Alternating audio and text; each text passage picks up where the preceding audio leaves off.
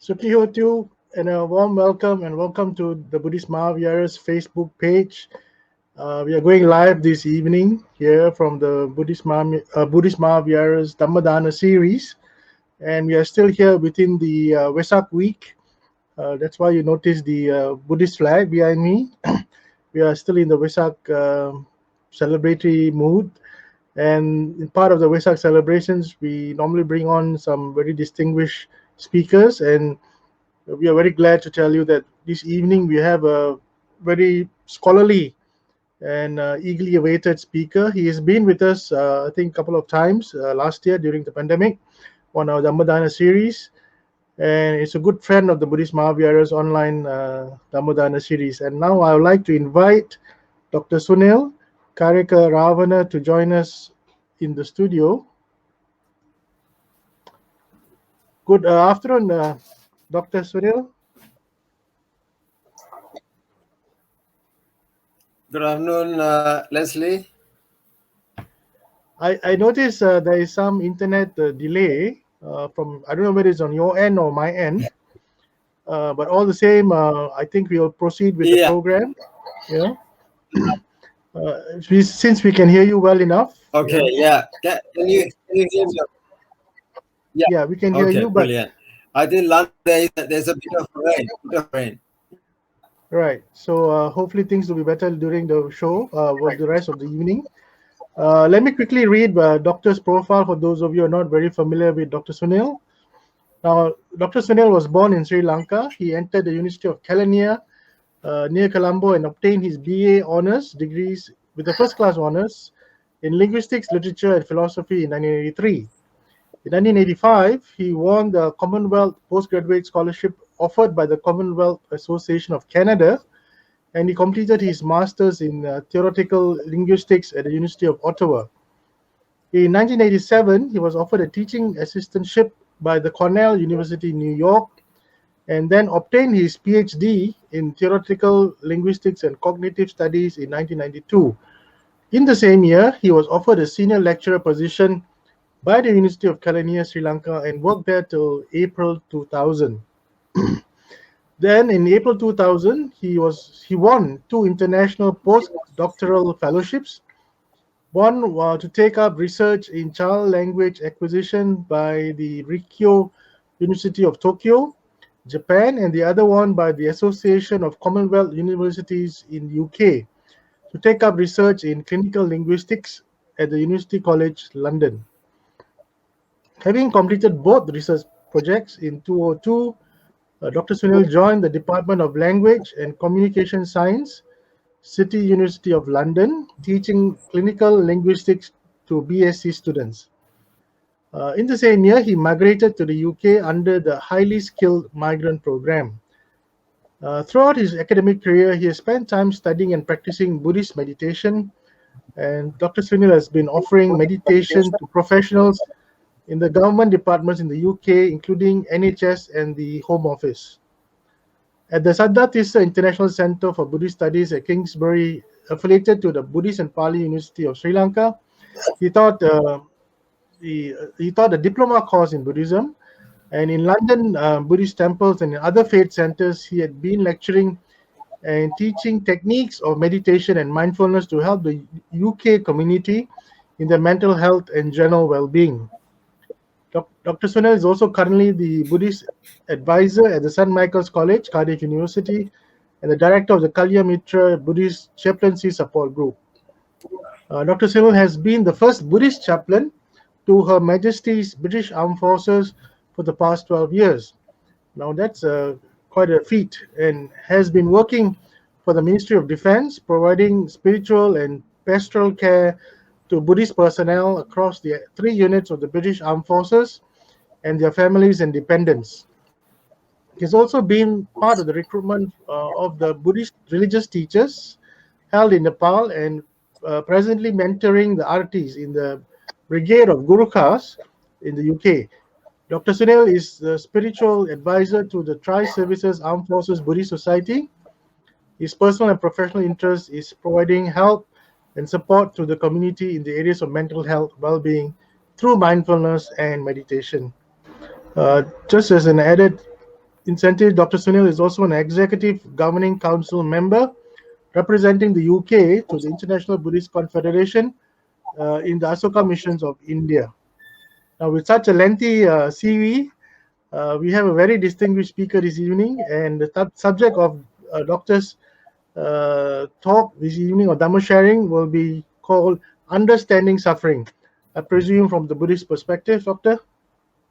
So may I like to invite you to start this evening's Dhamma sharing entitled Understanding Suffering.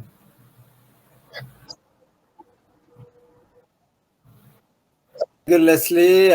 Really appreciate the invitation, and also really appreciate the good work you are doing. I have been actually listening to most of your speakers throughout the year, and I think you have got really high quality speakers speaking on various topics on Buddhism and related areas. So, as you mentioned, this is the Vesak week still, and we are actually celebrating the realization of the Buddha. What did the Buddha realize under the Bo tree 2,600 years ago? It was this mainly, he said, four noble truths. The entire Buddhist teaching can be actually summed up and included in the Four Noble Truths.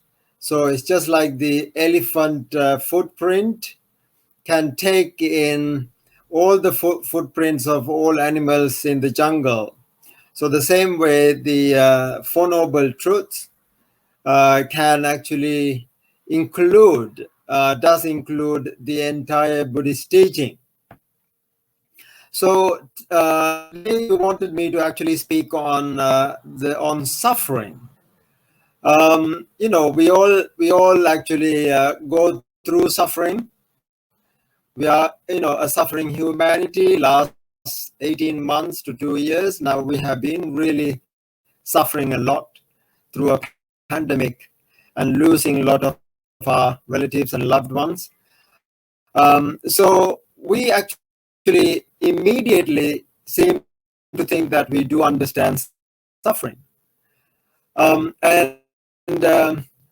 Physical, mental, psychological suffering. But amazingly, on the Vesak day, what the Buddha realized was that actually he even hadn't realized, even after 6 years of hard work and a lot of self-mortification, a lot of suffering, he said, I had not understood suffering.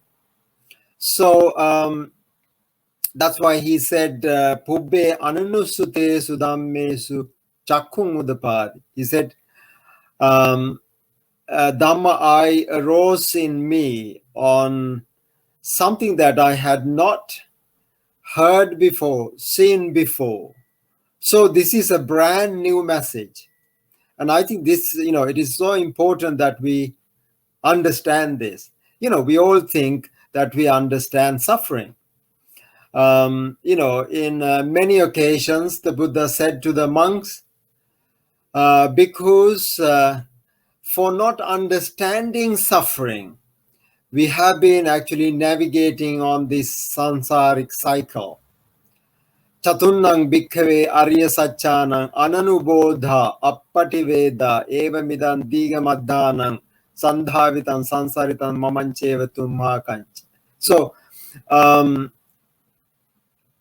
what immediately becomes clear to us is ordinary worldling, putujjana, average person really does not know what suffering is. Yet we claim to know suffering.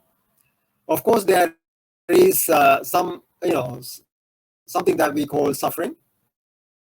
We go through a lot of suffering, physical, when through the pandemic we have gone through a lot of suffering, and mental, psychological suffering. But interestingly, why does the Buddha then tell us that we really do not know suffering? And then there is a really good explanation in the Satcha Vibhanga, where the Buddha says there are two types actually three types of suffering. But the suffering is one, dukkha is one, and dukkha ariya satcha is another thing. So noble truth of suffering versus some truth of suffering that we claim to know. And the Buddha was not just actually talking about any notion of suffering. So the Buddha was actually clearly talking to us about the noble truth of suffering. So anyone who has not attained the Sammaditthi, the right view, does not really have a good understanding of suffering according to the text and the advice of the Buddha. So now let's actually this afternoon ask ourselves the question, what is it that we know when it comes to suffering? What is it that we don't know in suffering? So the suffering has been actually, and there's a little bit background to this.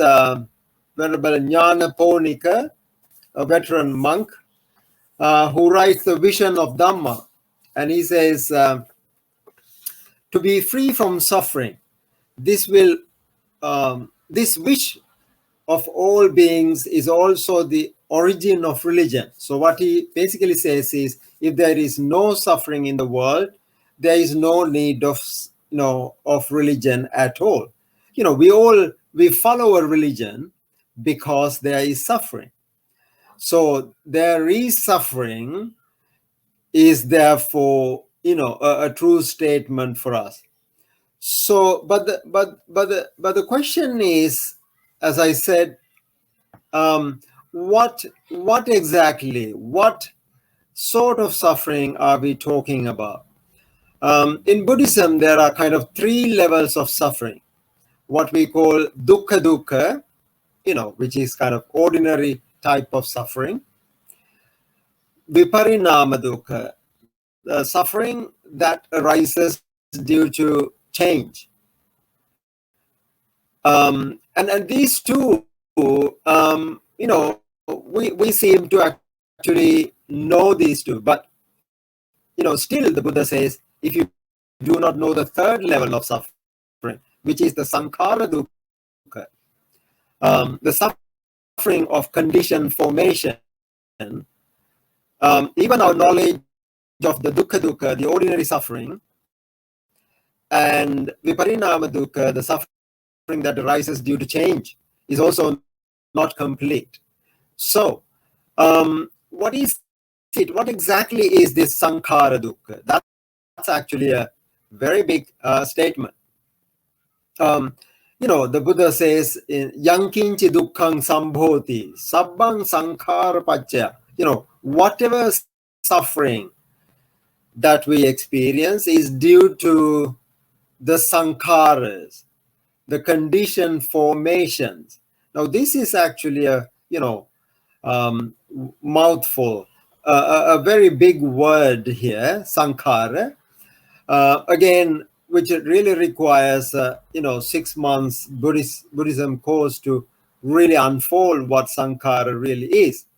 But basically, in the first sermon that the Buddha delivered, he said, Jatipi dukkha, the birth is suffering; Jarapi dukkha, the decay is suffering; Vyadipi dukkha, the disease is suffering that we already know.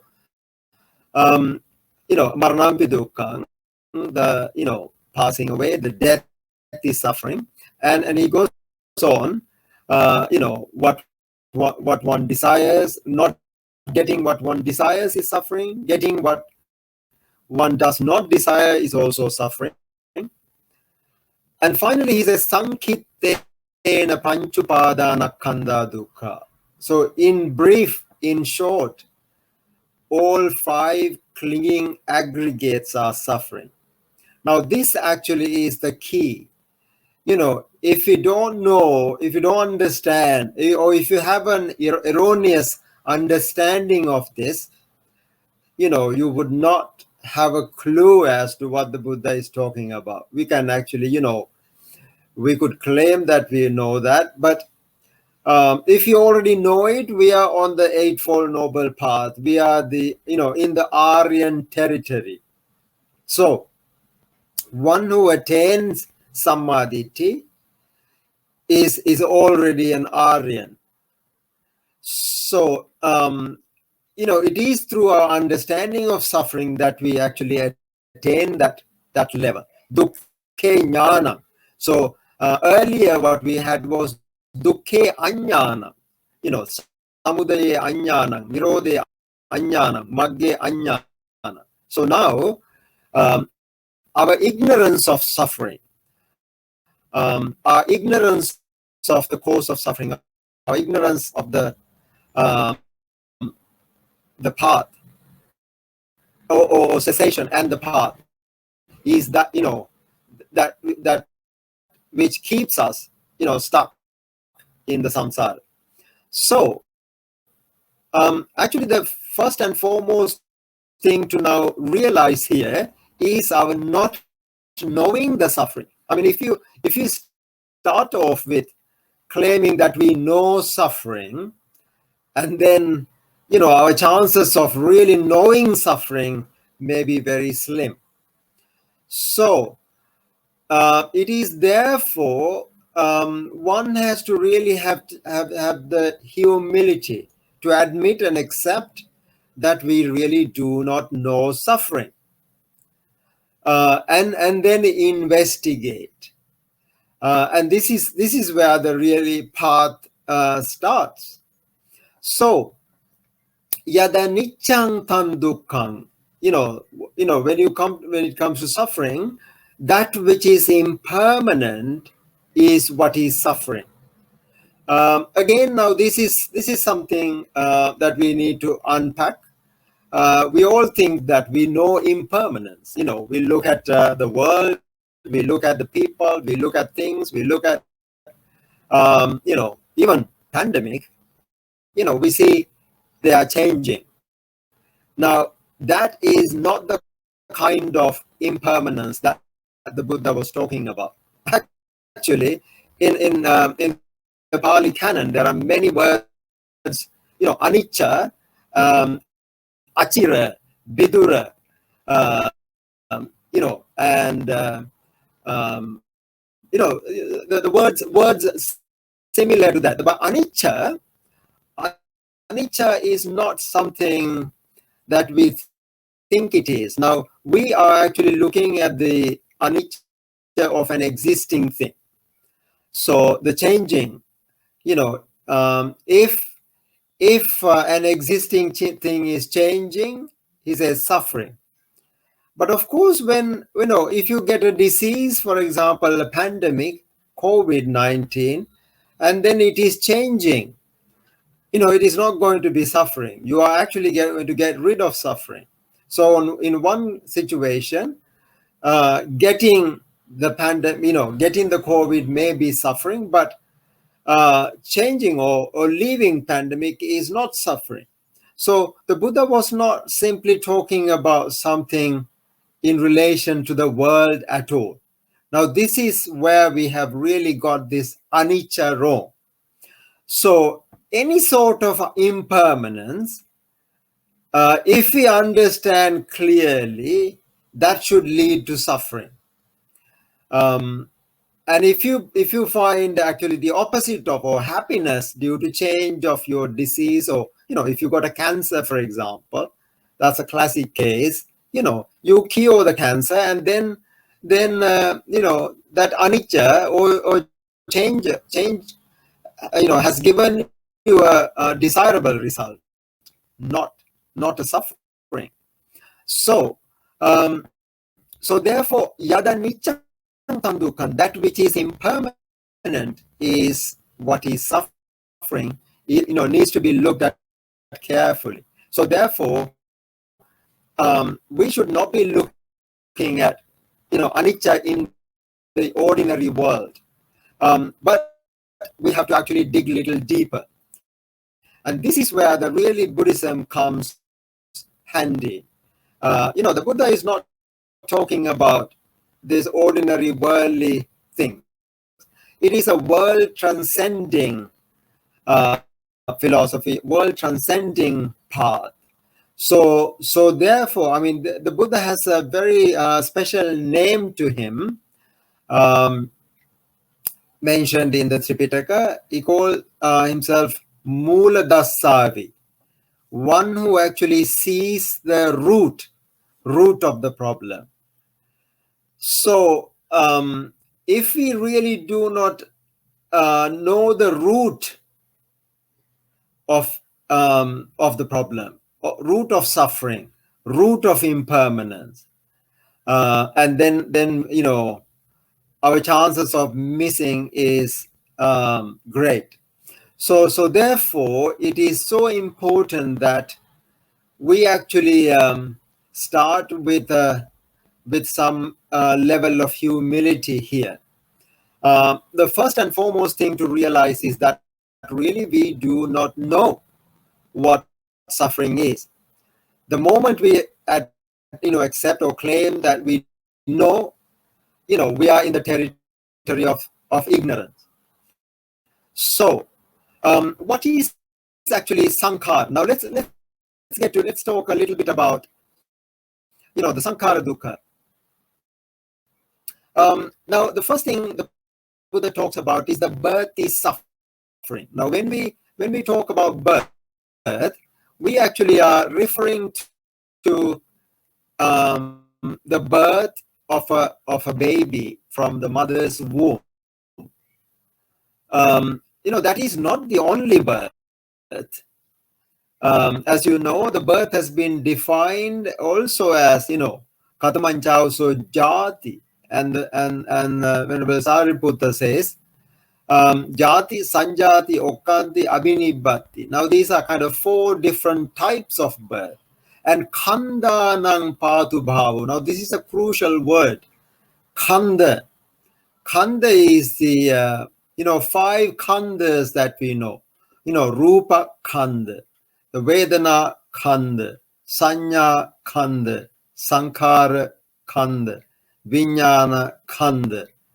So now these khandas, the arising of these khandas is suffering.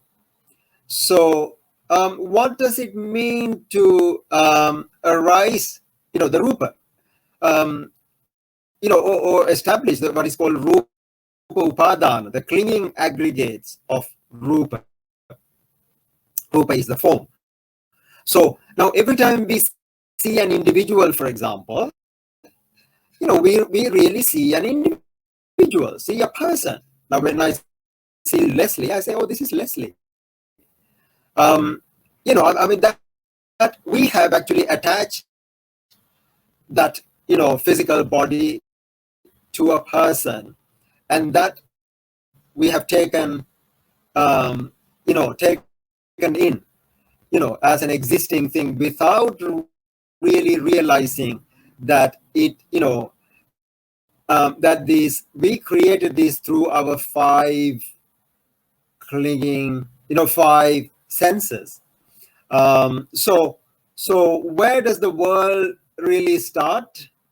The world starts in these 5 senses. Chasu loko samuppanno. The world is arisen in these 6. Which 6? Eye, ear, nose, tongue, the tactile body, and the mind.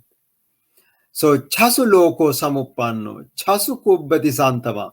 We are always associating with these 6. Channameva upadaya, whatever input data that is granted to us through these 6, chasuloko vihanyati. We get tired of this. Now, this is actually a really good place to concentrate and reflect on, to understand the sankhara dukkha. We create the world through seeing, hearing, um, tasting, touching, and thinking. In these numerous ways, smelling. So in these 6 different ways, we actually create the world. Now, just imagine for a second, if you don't have these 6 senses, what happens to the world? The world really ends there. Now, let's take an example. If somebody is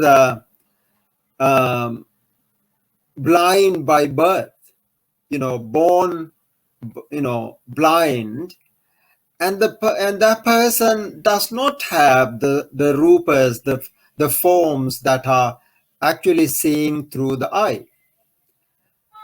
So now this is a really good place for us to realize we create the whole world through these 6 senses, 6 faculties, and then these becomes khandhas.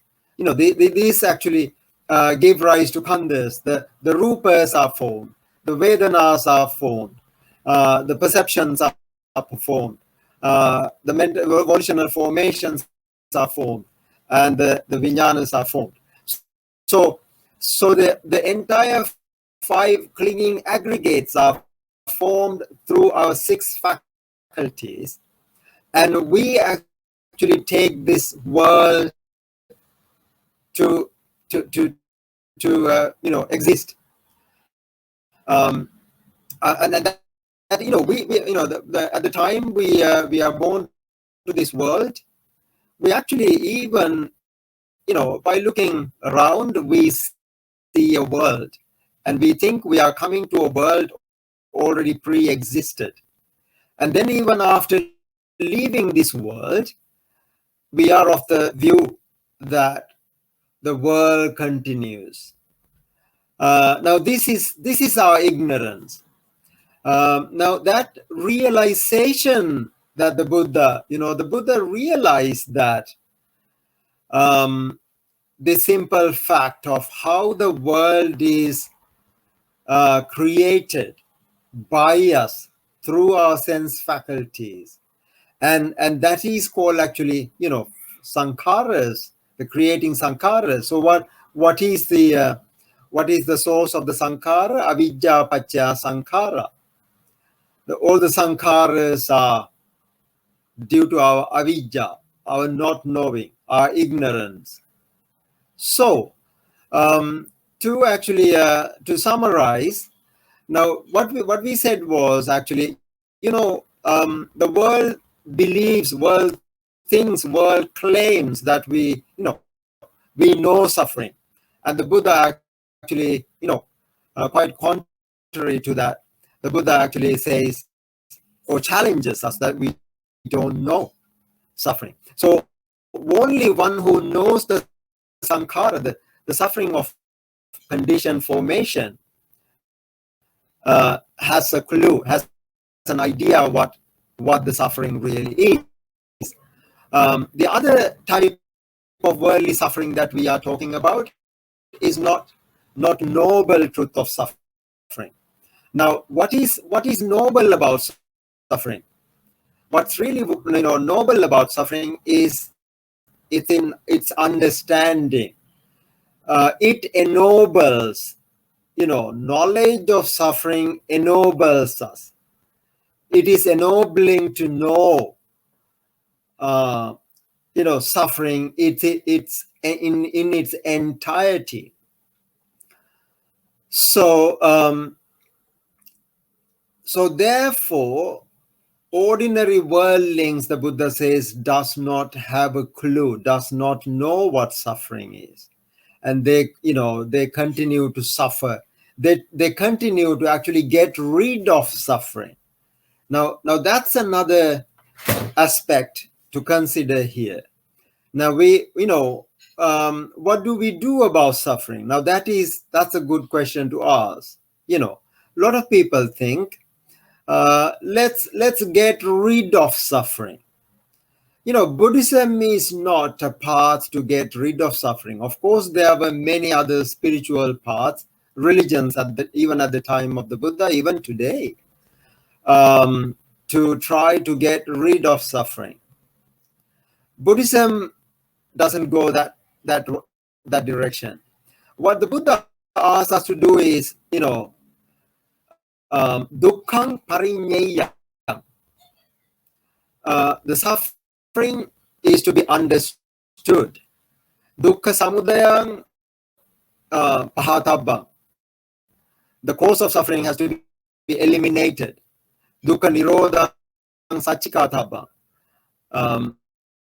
The cessation of suffering is to be realized, and nirodhagamini patipada bhavetā needs to be cultivated, developed. So, in this Vesak week, as Leslie said, isn't it really relevant? Isn't it quite striking to realize that the Buddha challenges us that we don't know the very suffering that we are subjected to. It is our ignorance of suffering that keeps us stuck, into the samsara. The Buddha gives a really nice analogy. Sayang katang makkatako vajala. The spider and the web. Who creates the web? The spider. What happens to him after? He's actually in the web, and he's actually stuck in the web. So in the similar way, we create the world through our ignorance, through our not knowing, avijja, and then we keep ourselves stuck in it. And then we do various things to get rid of it. Ordinary, worldling, what do they do? When they have actually a dukkha, they want to get rid of it. When they have a viparinama dukkha, they are, psychologically affected by it.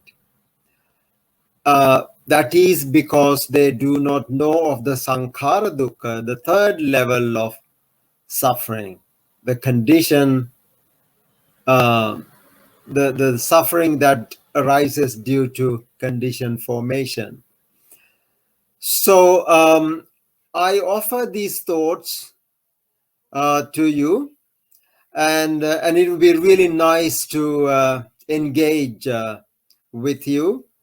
In the event, in case you have any questions, anything that you would like to bring up, please feel free to do so. Is that okay, Leslie? Yes, Doctor, thank you so much. There is one question that I'm going to post to you on the screen. Okay. In other mainstream religions, there is no emphasis on suffering, but on doing good, subservient to God and to go to heaven. Why don't they talk on suffering? Okay, now that's a really good question. No, actually, as Venerable Nyanaponika in his, he says that if there is no suffering, why would we want a religion in the first place? We don't need a religion. We could all go out and merry-make and just enjoy life. Why do we have to follow some set of rules and to even believe in a creator or something? Because that is because there is a concept of sin. we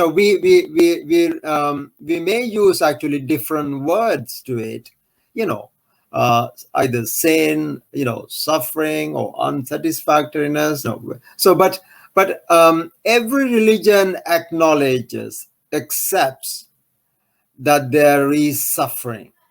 That is why they follow a religion, and those who do not follow a religion, atheists or agnostics, different types of people who do not believe, still believe that there is suffering, because there is no issue. But because as the Buddha said, now forget about the birth. Now when you are ill, do you suffer or not? Of course you do suffer. And of course you can say, you can pray to the God and get a temporary relief. And the very reason why you do that is because you acknowledge suffering. So when you don't get what you want, it is painful, isn't it? Now there is a statement here: the pain is given, suffering is optional. Now that's a really good statement. Sometimes we all encounter pain, but we do not necessarily suffer in the same level. Everybody doesn't suffer. Now see, for example, some people get a disease, and they're for the rest of their life they're very upset about it. Somebody loses some wealth, and they're upset about it. But there are others who just sort of accepts it and just forget about it. So there are varying degrees of acceptance. We could do that, but the fundamental level, whether you believe in faith or religion or not, one thing that we all have to accept. I mean, you may deny that. What is suffering in the world? It is raining in London. It's not. I mean, for some people it may be cause of concern, but not for everybody. But when it gets to really get into your skin, for example, when you're not getting what you want, and you're getting what you don't want. If you have a job, and if you get a really bad boss, and that would become hell, wouldn't it? So there is no there is no place where anyone is totally completely free from suffering. And mind you, when the Buddha actually gave this sermon, the Dhammacakkappavattana, the wheel of Dhamma, and he was not giving it to just human beings or animals, or just but even the gods and the Brahma realms, the formless realms, where actually even there were beings who did not have any body to suffer, experience suffering at all, but suffering still was a fact. And the Buddha said, whatever the Buddha said was common to not just to the human realms or animal realms, but divine, Deva realms and other places. I mean, now, supposing you go to the God, what if you really get bored there? It may be a suffering experience for you, wouldn't it? So, yeah, I mean, whether we like to acknowledge or not, accept or deny, suffering does exist in the world, doesn't it? But the real question is, what do you do about it? What is your response to it? Isn't it? I hope I covered that question to some extent, Leslie.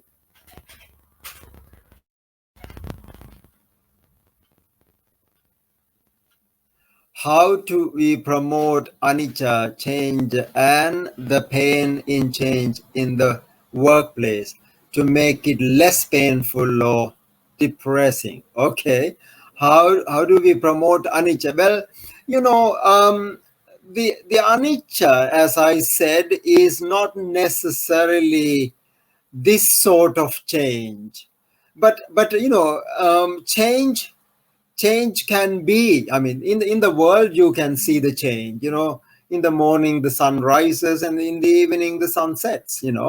And there are good days and bad days. There are good people, bad people. But so the change is not necessarily a bad thing. When we accept the change, when we are ready to accept the change, there is in the world, there is some relief in accepting change, in admitting change. Of course, there may be now you can see, there are some people who really are not ready to change no matter what, and their suffering is heavy, and it may be very difficult. Now, look at the world today. I mean, it wasn't the world that we knew about 18 months ago. But a lot of people actually hate this change. Um, but there are some others who actually positively take it and say, look, this is the way it is. Let's actually go with the flow, accept. And by accepting the change, of course, one can have some temporary relief. It's not no bad thing at all. But actually, this is not what the Buddha was talking about. The Buddha was not talking about something in the world that is changing, but changing is the fact of the world, and the something appears as something appears to us, not knowing of change. If we really know, the change. Now, this is what the Buddha said: the rupatitiko bhikkhave rupa. If we see a form, we see a form not because the form is there for us to see, but actually the process itself creates a form, and we are not aware of that. So it is our ignorance of this. I mean, this is the world always is concentrating on something, someone that is already in the world, and that thing changing. You don't need a Buddha to tell that kind of thing. What the Buddha said was something really subtle, something very deep, and it is connected to our six senses, five clinging aggregates. One who does not know, this is why the Buddha said, one who does not know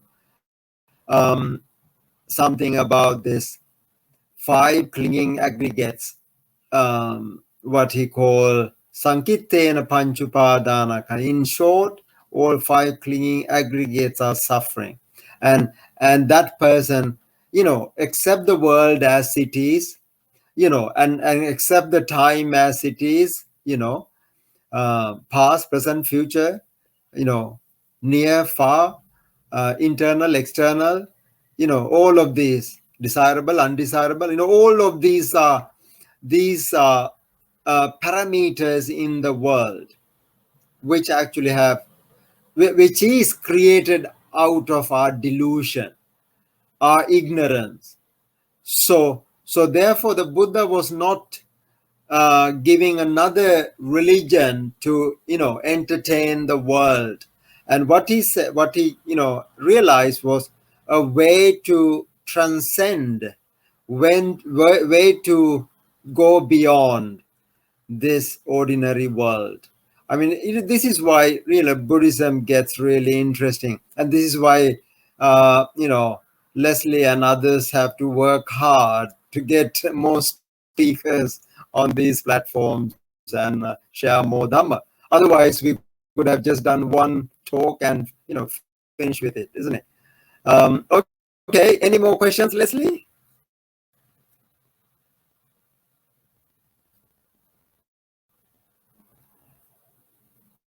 Ordinary men only see things on the surface, but the enlightened ones see things as they truly are. Do you agree, and why? Excellent. Now, that's a really good point, David. David says the ordinary people see things as they want to see, not as they truly are. That is actually what the Buddha calls yatha bhuta jnana darshan. you know Yatha bhuta is actually how these things came into being. It is through our delusion, our illusion. Now, if I have a colored glass here, I will see the world completely differently. Yeah. If I have there are different specs that people wear to see different things. So the same way, it is our not knowing of how the world comes into being that we get stuck, and we trust our eye, ear, nose, tongue, the tactile body, and the mind, and then we go by those, and this is where the real problem is. So I do agree with you. So the Tathagatas the Buddhas are there for us to remind that. And this is what is called Aryan philosophy. Aryan, that's a very, very special philosophy. This is exactly what the topic of the discussion today. We all say that we know suffering, but the Buddha say, you know, you wish. That means you don't know. So, it is our wishful thinking that we know. And this is why we need to backtrack a bit and, accept and admit that we don't know. And that not knowing, avijja, this is why the avijja, the not knowing, is the cardinal sin. And this is, the Buddha says, avijjaya tveva asesa viraga nirodha. Now, it is through the dispelling of the darkness of delusion, ignorance, that we come to realize the world, not without. Thank you for that question.